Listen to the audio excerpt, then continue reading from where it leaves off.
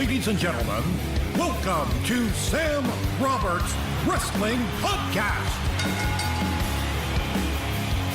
Introducing your host from New York, here is Sam Roberts.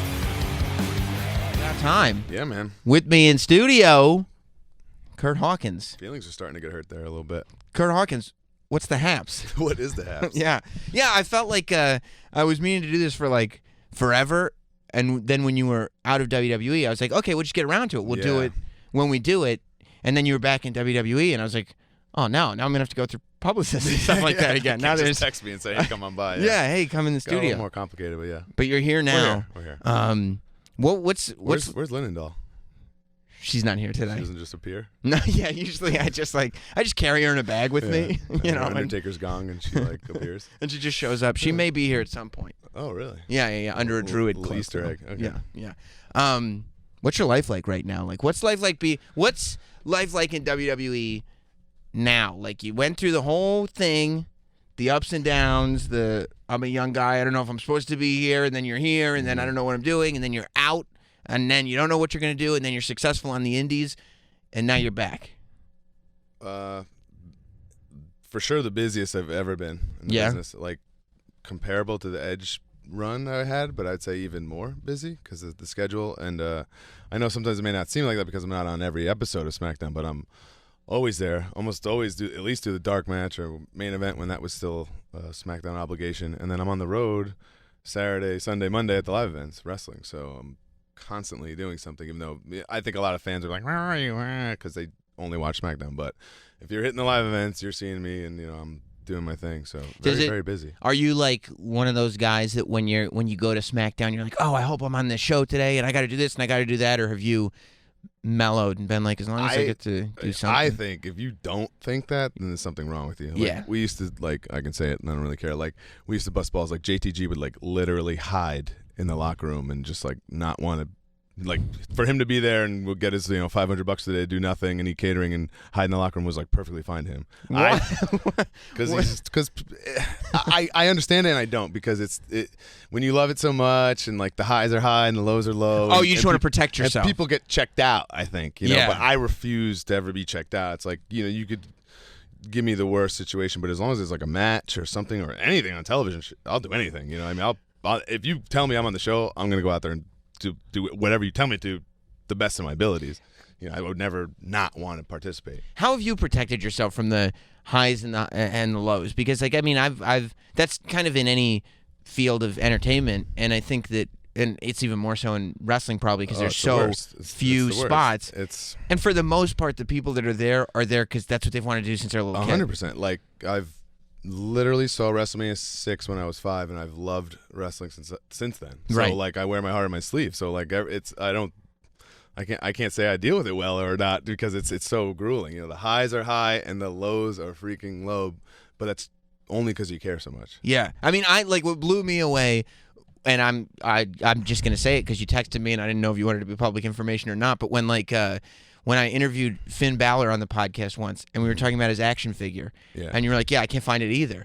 And I was like, somehow, and this was when you were out of WWE, and I'm like, finally, it made me feel better, because you hear about all these guys that go through what they go through, and they start fans, or guys or girls that start massive fans, and then they go through it, and by the time they're done, they don't want to be near wrestling ever again. Well, okay, so if you don't love wrestling, then you need to get out of it because it's so difficult. Yeah. It's grueling, emotionally, physically. So if you don't love it, that makes no sense to partake in it. Right. So I refuse, I've always loved it, and I still love it, and I refuse to let go of kind of that boyhood charm of why I do this in the first place. So I refused, WWE fired me. I was there for 8 years. I was on television. Everyone knows who Curt Hawkins is. I'm able to provide for my wife and soon-to-be kid because of this, and go out on the indies and bust my butt and make a name for myself in a whole nother way.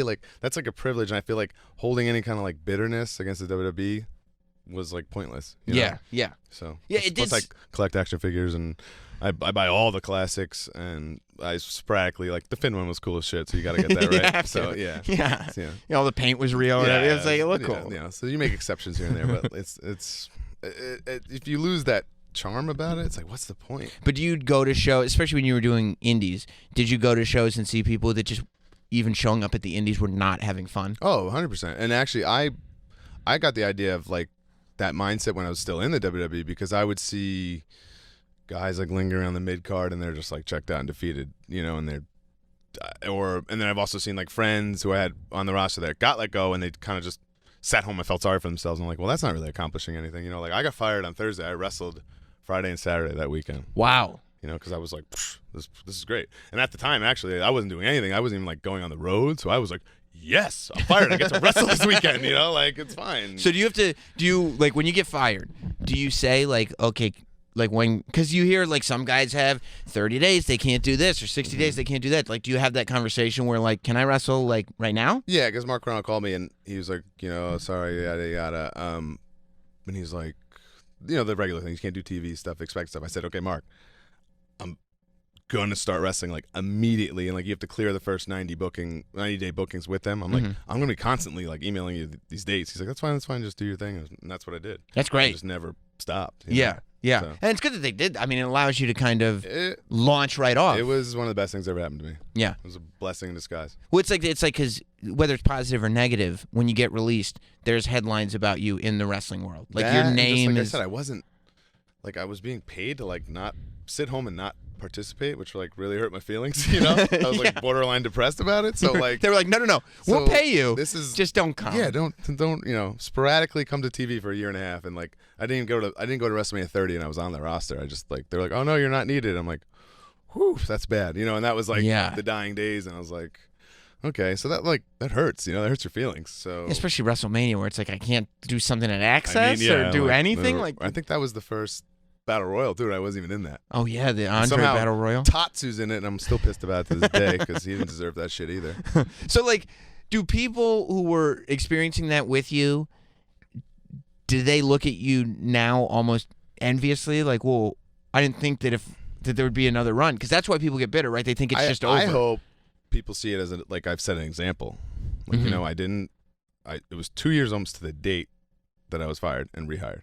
I didn't talk crap about the company. I said, no, it was great. I lived out my childhood dream, and I still am, and I'm still providing for myself because of it. Right. And I went out there, and I didn't like just I could show up to these indie shows wearing edge tights and kept my hair long and half-assed a match for probably the rest of my life. But I didn't want to do that. I wanted to bust my ass and prove that I'm one of the best wrestlers in the world. And just change your name because you can't use Curt Hawkins to just be like, whatever. I'm Edgehead. Yeah, basically. I reinvented myself, and I went at it. Like, and I was like, and my sole purpose was to get hired either by WWE or another company in the end, So right. Especially since you were young. Like it's like you're young. Yeah, now I'm back. I'm turning 32 soon, which is crazy to say, and still one of the youngest guys on the roster, and I've been there 10 years. Right. So you do the math on that. That's nuts. Yeah, it's difficult to get these spots. So what was the reason that you weren't working though? Like, why wouldn't you be on live events? Was it just because pre-brand split there were too many guys? I don't have an answer for that. Do you ask? Like, is that a scenario where you go up to somebody and be like, look? But it's like you never get a straight answer, so I don't know. To this day, I don't know. Rex and I worked so hard for a year straight, put over everybody on the roster 3 times over. Right. Finally, out of nowhere, Hunter just pulled us aside and put that stripper gimmick on us, which Vince, to my knowledge, was head over heels about. Like, loved it.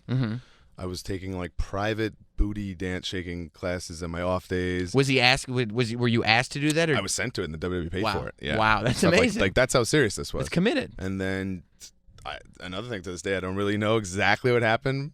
We debuted on SmackDown. Then it was SummerSlam 2012, which we didn't do anything. We were there, and then we drove to the next TV of the Raw, and Rex drove by himself and had some epiphany and just quit in the morning without ever telling me. So there was no sort of like you could tell he was kind of over it. He just figured it out. The one day you let him. I don't know, man. He just said it was something that he felt in his heart he needed to do, and it just came like out of nowhere. So I didn't. You can't question somebody when it's like that. I don't know. Well, plus, what are you gonna do? I do know when he doesn't want to be there? I say he broke up with me, but he really he already come in earlier and like told Hunter and the other people that he'd quit. But then he was like there all day, which to this day I think is bizarre. He just kind of like was lingering because then we were on the West Coast where he could drive home, and so that was Raw. We weren't on Raw, but on SmackDown we were going to do the stripper thing in firefighter stripper costumes. It's great. And the seamstress lady had told me, like, hey, you got to go get those to get them fitted, and we have to do all the tearaway stuff for it. And I said, okay. She's like, it's on the prop truck. So I'm like, hey, Rex, we got to go get those costumes off the prop truck. Oh, no. So we walk like halfway across this giant arena to the prop truck. I grab this box of stripper firefighter costumes. And he's like, hey, man, I should probably tell you something. No.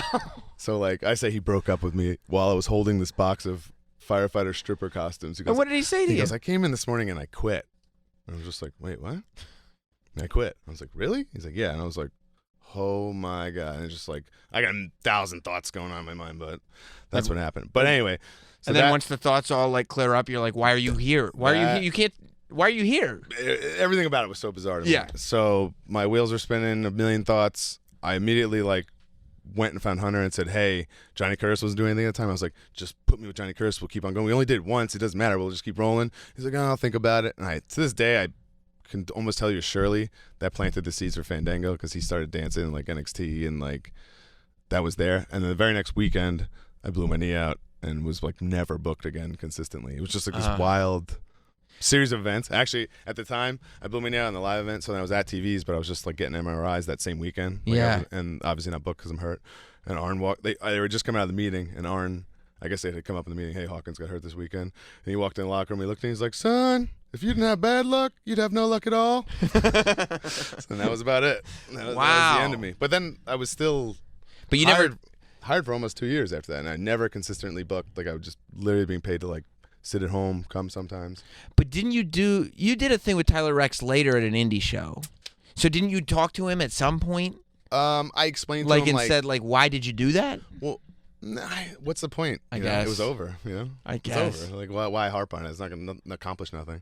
It's like being with a girl that's too pretty for you, like the guys that are just like, I can't let her out of my sight ever because the minute she gets out of my sight, she's gonna leave me. But it actually happened. I didn't see that sense in. You know, it was already done. Even like we go back in time and change it. Even for curiosity's sake, just to be like, that was a weird. Day, I really don't care. And then I'm also a firm believer in like everything happens for a reason.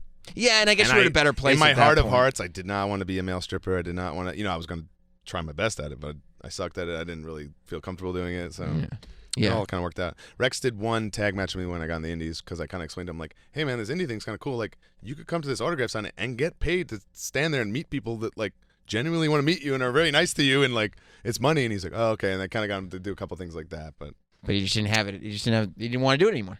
Yeah, it just checked out. You know? Wow. So then, what was your favorite thing you got to do while you were doing the Indies?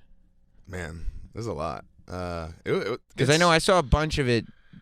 You and Kevin Matthews did a ton of stuff like that series. That was like so fun. Pat People Buck know shows. about that. And that basically Kevin's one of my good buddies in the business. I've known forever, and we had a, people knew we were friends. Started out. I mean, I don't need to tell the whole saga of it, but like we started out as like, oh, I have this friendly babyface match. And I turned on him, and it led to like months and months of things that culminated in which I don't know how he convinced me of this, but we had a no ropes barbed wire match. I know how he convinced you of it. It's because you're a kid watching ECW, and you're like, I get to be in a Terry Funk barbed wire next match. Level, like that's not getting hit with a kendo stick. That's like serious commitment to like possibly getting very injured. You know. So, yeah. And after I did it, I do kind of understand why some of those hardcore guys do what they do because like you get a rush from having a good match and stuff. Like I always had this like next level adrenaline rush after that, like of like whoa, like what just happened, like pretty wild. Yeah. So, yeah. I'm glad I did it. I'll never do it again, but it was cool. But it was to knock it out once. It was weird. Like I wish I thought of it, and he's a genius for doing it. But Cody's little list he put out, I thought was the coolest thing ever.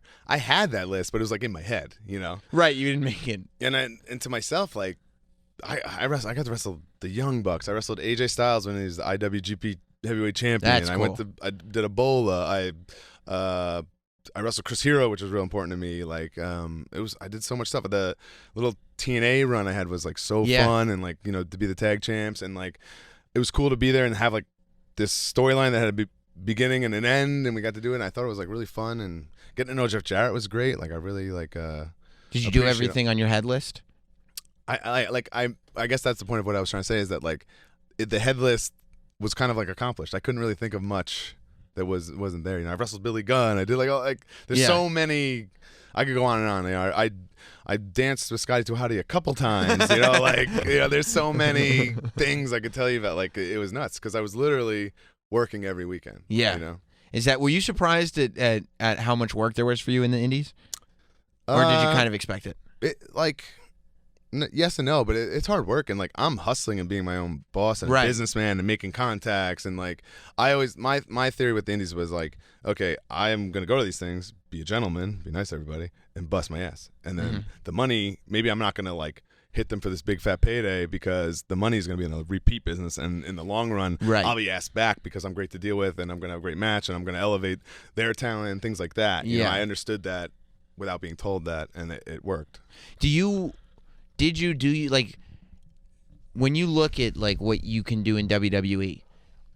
Are you that guy who's like, you know what? I'm just gonna keep doing it, and maybe one day I'll main event WrestleMania. I want to be the champion. I want to prove my worth. I swear to you, in my heart of hearts, I'm one of the best wrestlers in the whole world. And I tell myself it before I go through the curtain every night, no matter if I'm doing a promo and getting kicked by James Ellsworth or having a kick-ass match with Apollo Crews. That's what I think because I believe it. But it's funny because before we did this, you were talking about how much like you had a great time when you did the house show at Madison Square Garden, and it was literally just super kick from James Ellsworth, you're pinned, and that's it. Yeah. Like how does it work mentally where what you want is to main event WrestleMania and be the champion, but it's also super awesome. I mean, to just like get kicked in the face. And that lose. was my job to do that night. I got in my hometown arena in front of like my wife and my parents. In a place that I had wrestled a few times, and I never felt like I did anything cool there ever. The Garden, like I've had a few matches there, and it's just kind of like whatever. I honestly can't even like tell you anything cool about it because it was never special to me.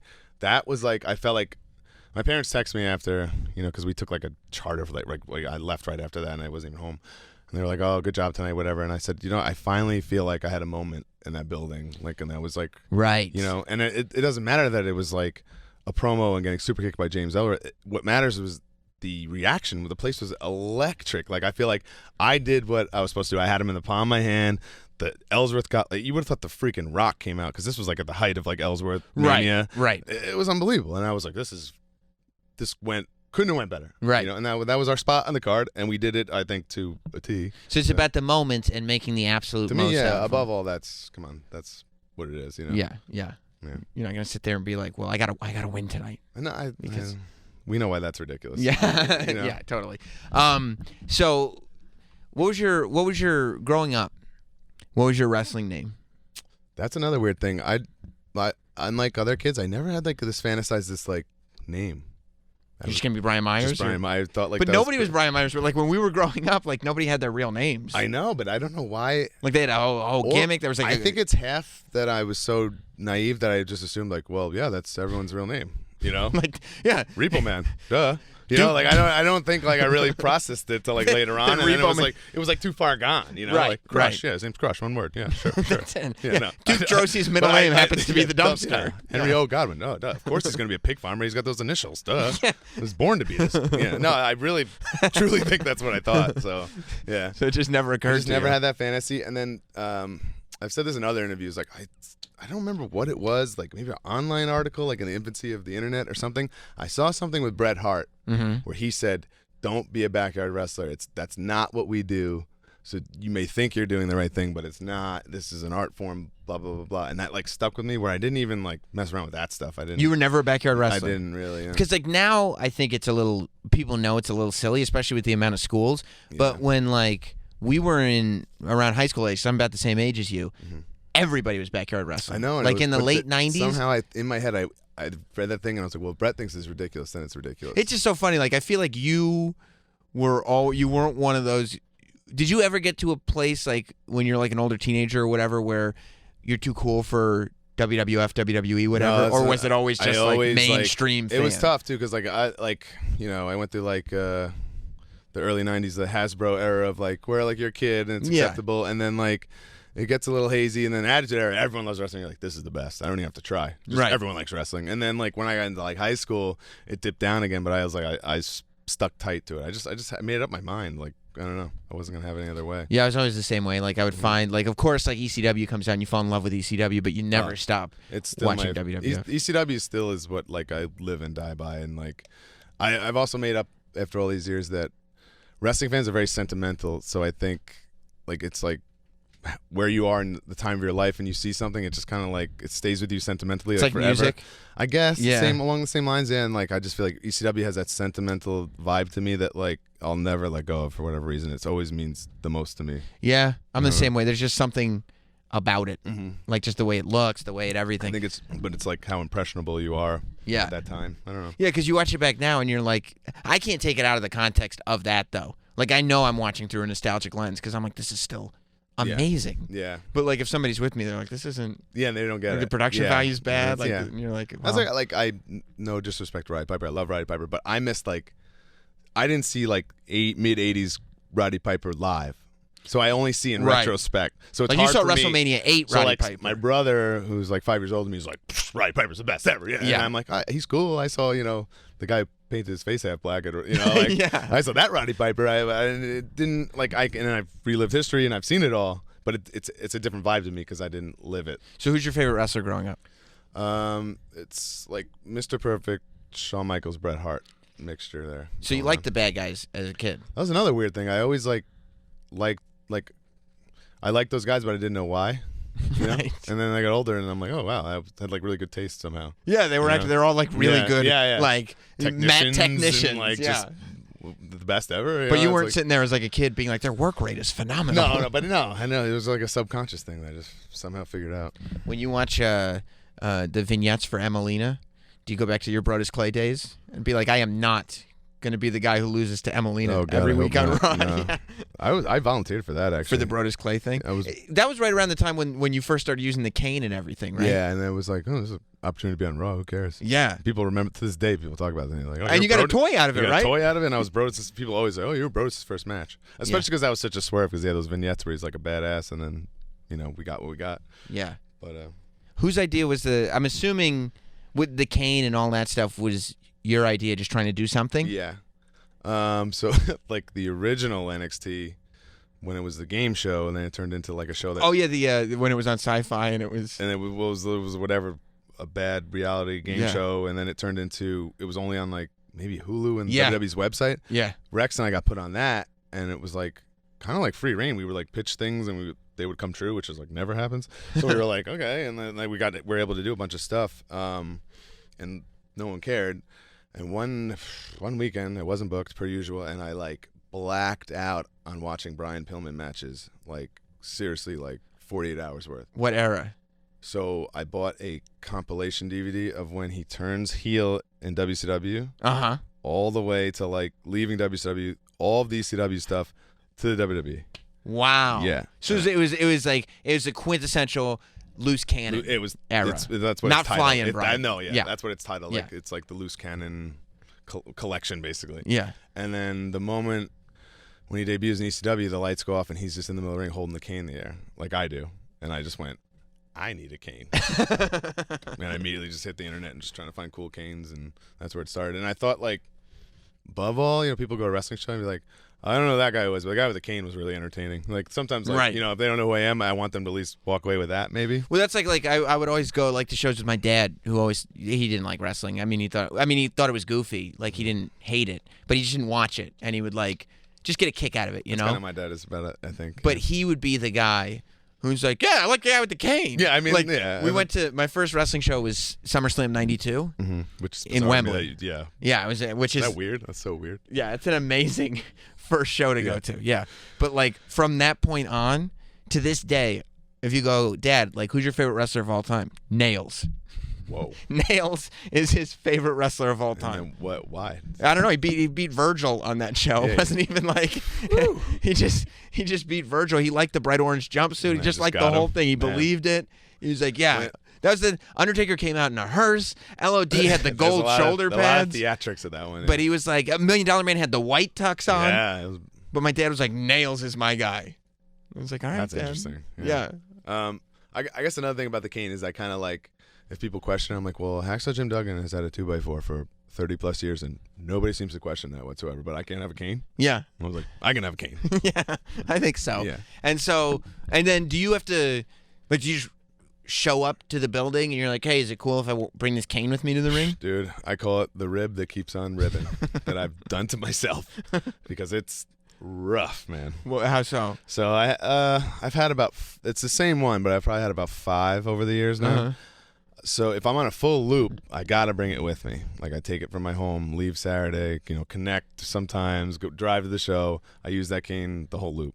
If I'm only going to TVs, I have one stored away in like the props truck, so I don't have to travel that one day with it, which is like a gift. Right. But I've been all over the world like 3 times over with this cane. Did you carry it? It has to be a carry-on, I guess. Well, I can you have it as a carry-on? Isn't it a weapon? No, I use it because then they'll take it from me if I'm not. Oh, so you'll have to limp? Sometimes I just stand it. I don't like work the limp, but I'll just like have it in my hand so they can't be like, why do you have that? And I can't be like, oh, it's a prop for work. And I'm like, well, you can't have it. So right. I just, to avoid that. I'm a bad guy pro wrestler. I mean, a handful of times I've had, oh, sir, if you need a pre-board and, things like that. And in just Spain recently, they took it from me. Like super bizarre. They confiscated it? They were just like kind of picking on everybody. And so what do you do if they take your cane? They checked it. And I was like, okay, I'm never seeing that again. Yeah. And then we landed where we landed, and it came through on the belt with the tag on it. Just us cane bites up with the tag on it. And it wasn't like broken or anything. I was like, okay, wow, damn. Yeah. I had to do that one year with WrestleMania chairs. Oh, yeah. Whoa. Like I had to check them. Yeah, that's risky. And it was like they weren't in a bag or anything. They just put the sticker on it, and they just came down through the thing. Good condition. No problem. No problem. I wouldn't be able to relax on that flight about that if I were. But do you have to get permission from from the office or whatever to come to the ring with a cane? At first, I did. Yeah. Years ago, and now they just know. It's just what he does. Yeah. Yeah, that's part of your thing. Who came up with fax? I don't really have the full story on that. Mm-hmm. To my knowledge, it was, hey, Curt Hawkins is back. And I told them right away. I said, I don't want to just like come out and be like, Curt Hawkins is back, because no one's gonna really care. I know enough that like there wasn't enough like equity in me to like. Right. That's good. Yeah, you know what I mean? Like I'm not delusional here. Like it's not gonna be like this big like draft surprise and come out like in a suit or something. So I was like, I'd like to start fresh, and I think that was on the table. And one of the writers just threw Chuck Norris jokes out there to like Vincent, who had never heard of them. Okay. And from what I heard, he lost his mind laughing at hearing Chuck Norris jokes for the first time in his life. And he's like, do it. Well, do it immediately. Good on him, because the first time everybody heard that, they were so popular. Yeah, in 2004 or whatever. Yeah. So I could imagine if you hadn't heard those before. But like I said, I was looking for a fresh start, so I was looking for anything. So I was grateful for it. And then was it who? Because this is when I was watching the vignettes.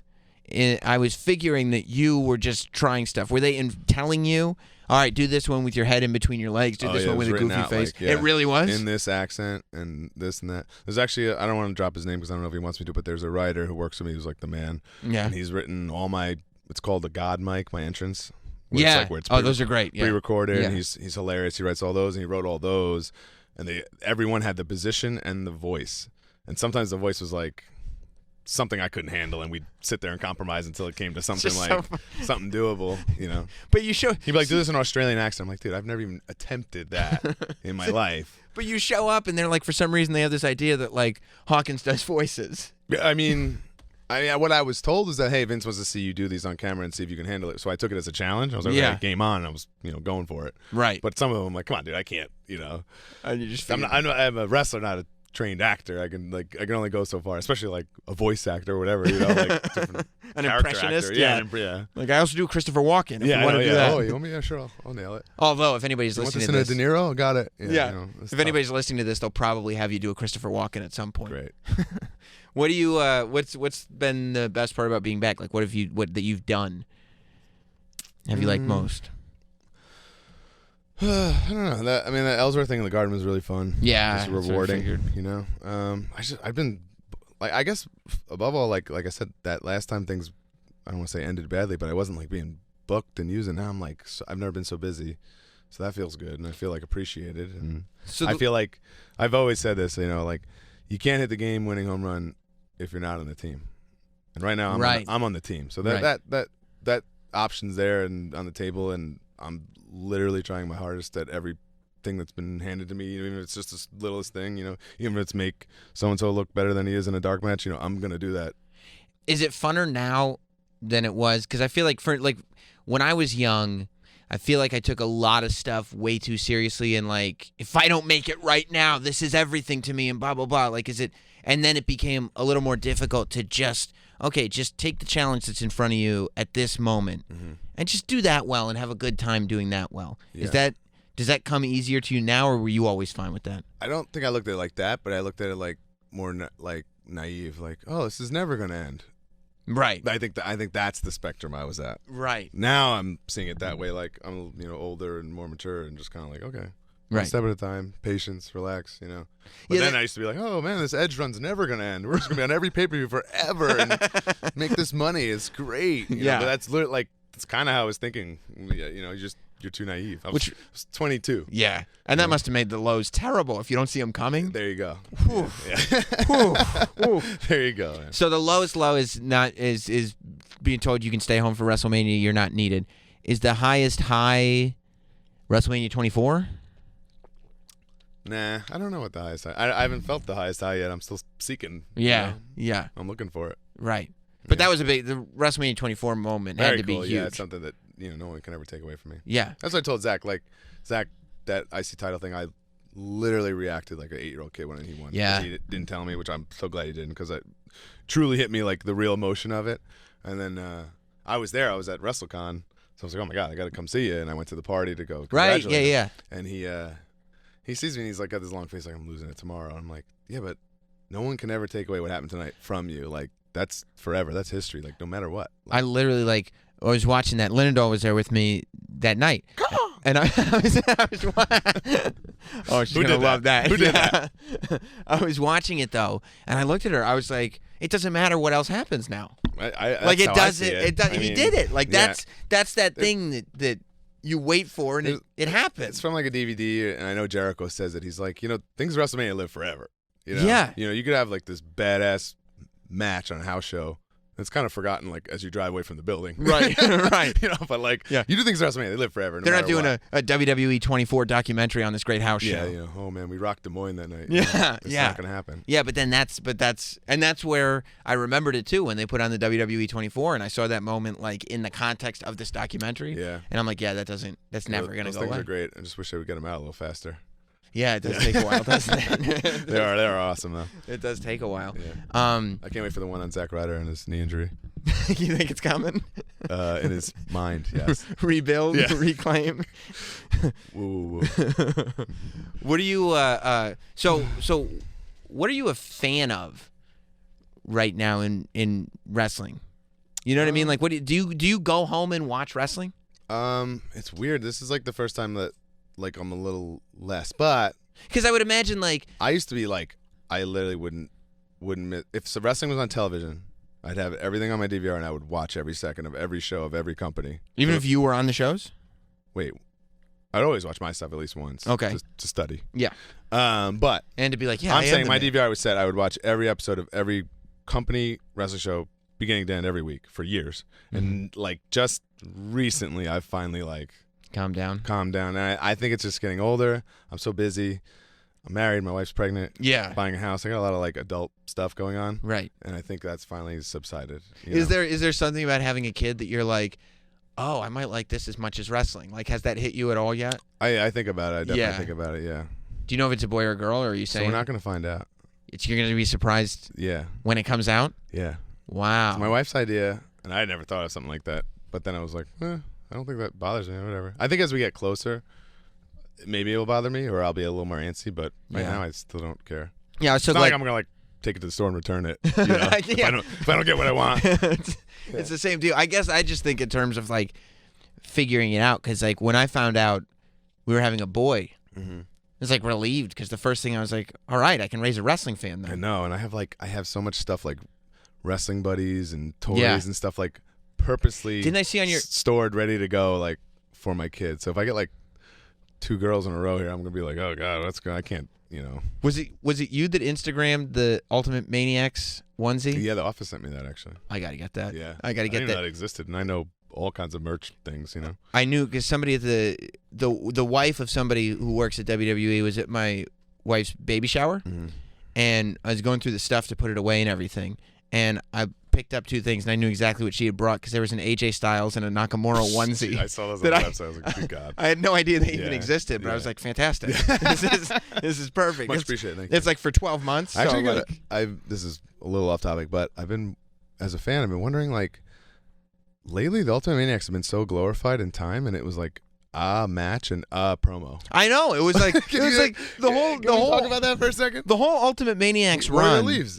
It was this build to a match that never happened. It's Survivor Series 92, but they have one Saturday night's main event, and that's it. That's the whole thing. And now we have like toys and like of all things a onesie. That it. was I was like, what? I mean, it's cool. Don't get me wrong. It's very cool. Yeah, really. But, I think the idea of the Ultimate Warrior and Macho Man being a tag team for anybody that was growing up then is like, I guess that makes awesome. But there's no like a sentimental vibe to it because it never happened. It wasn't. It was a promo and a Saturday Night's Main Event match. Right? Yeah. It was a bunch of it was promos and that's it. I mean, I guess because they had like custom gear and everything. Yeah, I mean they made the effort.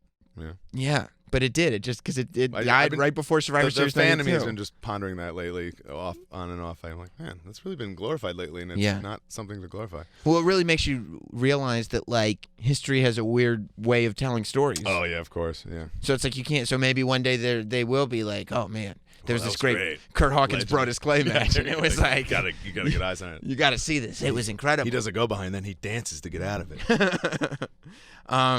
Do you have a favorite piece of do you still collect wrestling stuff? Oh yeah. Like now? I'm a little more selective, but yeah. Yeah, because if you weren't selective, I feel like it'd be tough to not just like steal turnbuckles and stuff like that. And then your wife would be like, "What are you doing? Yeah, like, I you don't work need stuff there." like that. I don't know. What do you?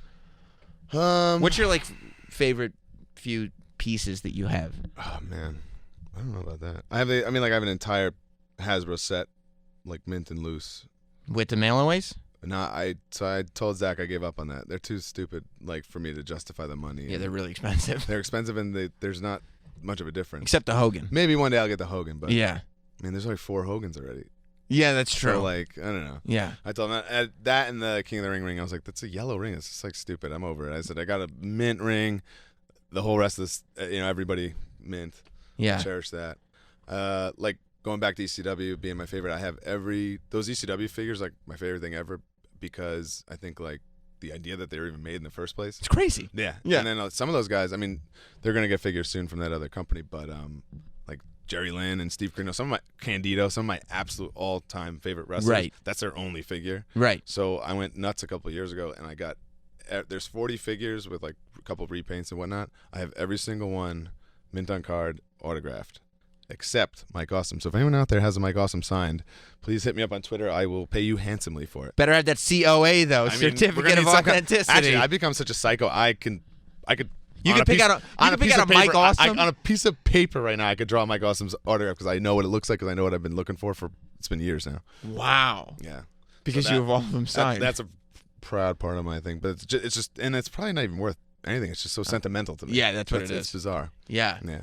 So are you gonna put a room in your house? Oh yeah. When you get Oh yeah. The wife has been warned about that, and we're already kind of plotting away. Like that's a necessity. We need like a finished basement or something to put. Broski just bought a house, so a lot of our conversations these days have been about like how he's displaying his figures and like what he's doing, what shelves he's buying, and what he's doing, and then like this is a real text I got from him yesterday. He's like, I was gonna buy these shelves, but the depth isn't enough to hold the Hasbro ring, so I had to back out.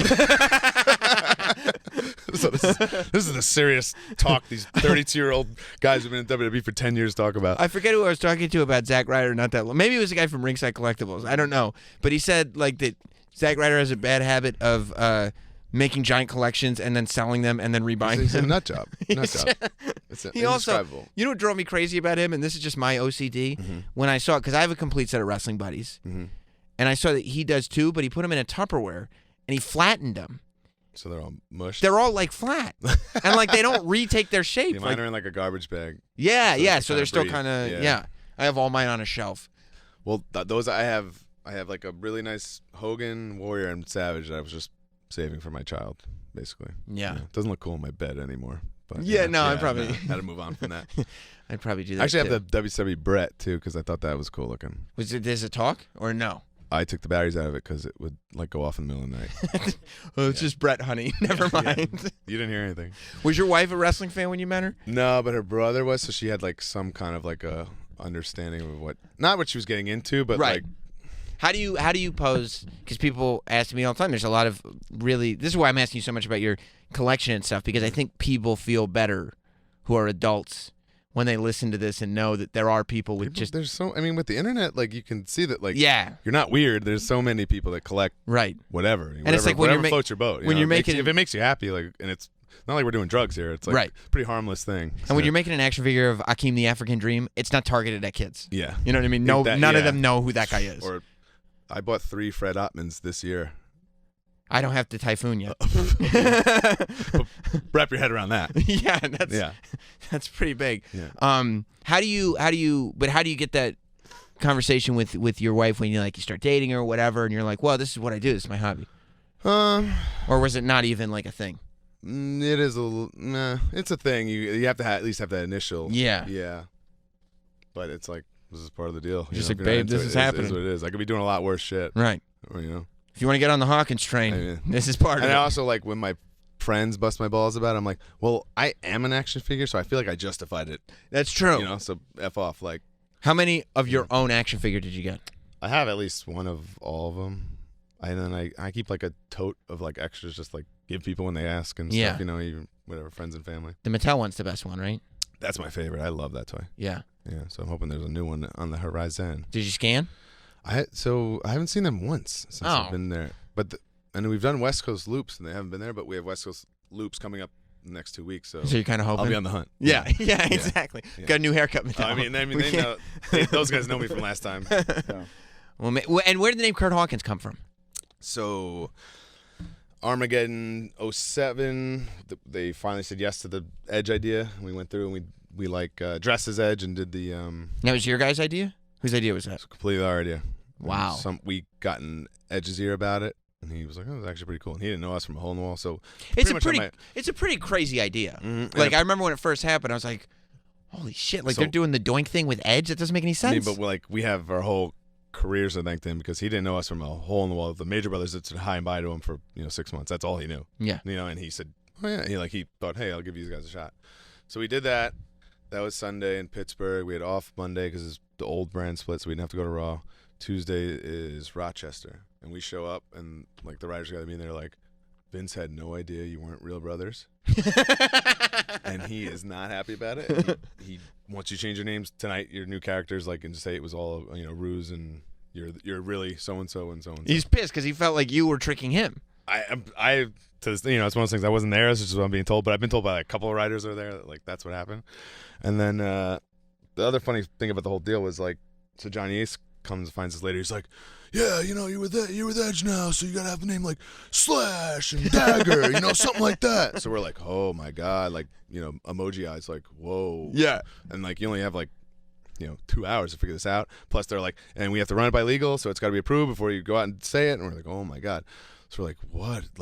What are we gonna do?" So I remember at one point we were like, "Well, Edge is a rock star, so we were gonna be Kiedis and Cobain." Kurt Cobain and Anthony Kiedis, little sneak that in there, sure. Kind of cool thing, it'd be one name, and then maybe we said that to Michael Hayes, and he's like, "I don't think that's what Vince said."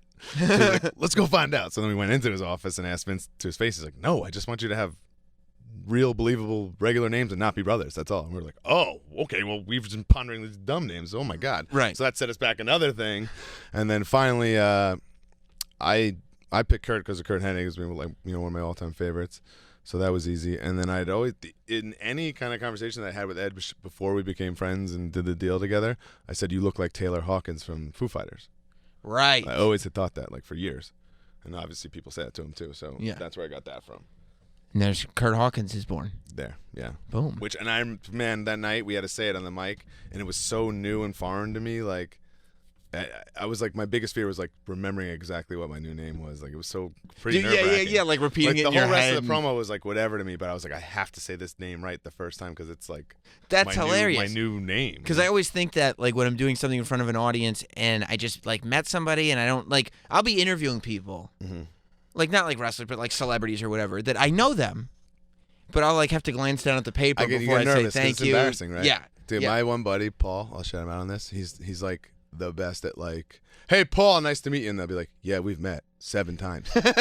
So like, you don't have to say that. You can say, hey man, how are you? You don't have to say You like, can avoid that. yeah. Yeah. I'm like, it's such an avoidable problem. And he Right. goes, it's like, I've seen him get put in his place so many times doing this to people. It's like so rude. Like, so I try to avoid that. But it's so funny. Like I've never considered what that would feel like if it was your name. Yeah. And if you say it wrong, Then they'll be like, oh, now you're this. That's your name now. Yeah. Curt Hawkins, That's the way Tatsu used to say it. And I've mentioned him too much here. We go. do you still have the Hawkins hoodie? Or that black one with the stars on it? This is really embarrassing. My Yeah. mother wears that around my hometown. Like right now. It's not even your real name. Like we could probably FaceTime her in the living And she'd room. be wearing the Hawkins Yeah. hoodie. But your name's not actually, it's not her name. She's proud of me. That's my point. She's really proud of me, man. I once, I was talking about, I was on the street. Moms are like that. I was on the street talking to my friend who works at Sirius about Fargo, the series. Mm-hmm. And I was like, oh, yeah, that show's great, blah, blah, blah. You got to watch it, da-da-da. And this woman just turns around and is walking in front of us. She's like, my son's on that show. And I was like, oh, cool. Like, who's your son? I figured it was like an extra. That is so something my mom would do.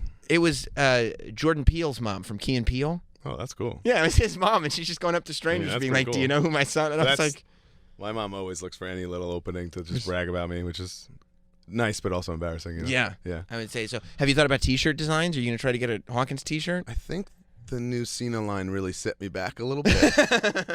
So I won't be so hard on pushing that for a little while. Yeah. Until we get a new color scheme and move on. Yeah, that was, I'm not an idiot. Those colors are, Yeah. yeah. Yeah. We'll lay back on that for a little bit, but well, that's okay. We'll wait till SummerSlam or whatever. We get a little switch. You know what? Create demand. There you go. That's what's important. Right Create shops, demand. don't tell them you want it. I will. I will. Well, thanks for hanging out, man. I'm glad That we was finally fun. did this. Yeah, wow. Yeah. Unbelievable. Yeah. This is good. No, And, no Linendahl, huh? No Linendahl. So upset. She used to put over like WrestlePro or PWS at the time all the time. Yeah. And name all the ones she loved, and I'm like perking up. Like, nope, no Brian Myers. Okay, I'll just Well, wait till because next time. She's like an 80s, like an 80s, 90s She fan. has Like, an acquired taste, I can tell. from yeah, listening she just to the likes podcast. weird. Like Yeah. she almost when I took her to her Lives first. and Dies by Tatanka. Yeah, I took her to her first I like Tatanka and WrestleMania, all, but and she almost had we had to go get her inhaler because she almost had an asthma attack because she realized IRS was behind her, and she loves. Now she doesn't like. that's She pretty loves awesome. IRS. Yeah. Like she just loves the Yeah. character. So I get it. when she would go to like WrestlePro shows and stuff, she just liked Habib and the Teen Wolf and like just all Fala. the weirdo. Well, Exactly. Fala's great though, but Exactly. yeah, All right, man. cool, man. Well, I'll let you go about your life. Thanks for hanging. Hey, it's Sam Roberts. I hope you enjoyed that wrestling interview from Sam Roberts Wrestling Podcast. You can go to notsam.com to subscribe to that podcast. But I upload videos like that on this YouTube channel all the time. So if you don't already subscribe now. It's on the side of the page. I made it real easy. Click the button. Subscribe to the page. Subscribe to the page.